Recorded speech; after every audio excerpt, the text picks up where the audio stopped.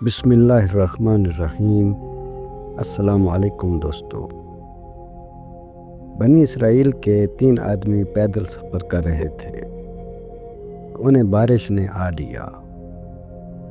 انہوں نے ایک پہاڑ کے غار میں پناہ لی۔ پھر پہاڑ سے ایک بھاری پتھر لڑک کر آیا اور غار کے دہانے کو بند کر دیا۔ انہوں نے آپس میں مشورہ کیا کہ اپنا کوئی ایسا نیک عمل یاد کرو جو محض اللہ کی رضا کے لیے کیا ہو، اور اس کے وسیلے سے دعا کرو کہ اے اللہ اس بلا کو ٹال دے۔ بس ان میں سے ایک نے کہا، اے اللہ، میرے والدین بہت بوڑھے تھے اور میرے چھوٹے بچے بھی تھے۔ میں بکریاں چرایا کرتا تھا۔ پھر جب میں شام کو لوٹتا تو دودھ دوہتا، اپنے بچوں سے پہلے والدین کو پلاتا۔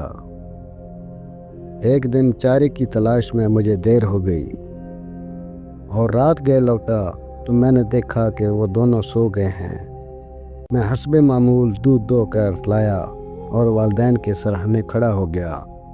نہ میں نے انہیں نیند سے جگانا پسند کیا اور نہ ہی اپنے بچوں کو ان سے پہلے دودھ پلانا پسند کیا۔ چنانچہ میرے بچے میرے قدموں میں روتے رہے اور اسی حالت میں مجھے صبح ہو گئی۔ بس اے اللہ، اگر تو جانتا ہے کہ میں نے یہ کام محض تیری رضا کے لیے کیا ہے تو ہمارے لیے اس غار کے دہانے کو اتنا کشادہ فرما کہ ہم آسمان کو دیکھ سکیں۔ سو اللہ نے غار میں اتنی کشادگی فرما دی کہ انہیں آسمان نظر آنے لگا۔ دوسرے نے کہا، اے اللہ، میری ایک چچا زاد بہن تھی۔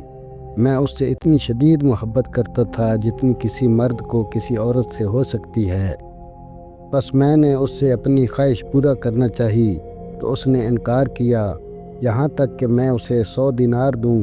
بس میں نے 100 دینار جمع کیے اور جب میں اپنی خواہش پوری کرنے کے لیے اس کے قریب گیا تو اس نے کہا، اے اللہ کے بندے، اللہ سے ڈر اور میری عفت کو قائم رہنے دے۔ میں اللہ کے خوف سے کھڑا ہو گیا۔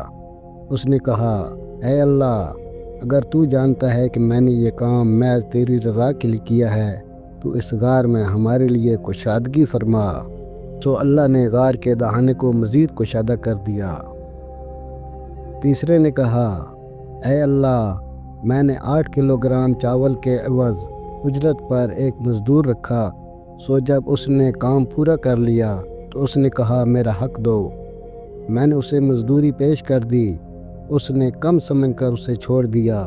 پھر میں ان چاولوں کو کاشت کرتا رہا یہاں تک کہ میں نے اس کی آمدنی سے گائیں خریدیں اور چرواہا مقرر کر دیا۔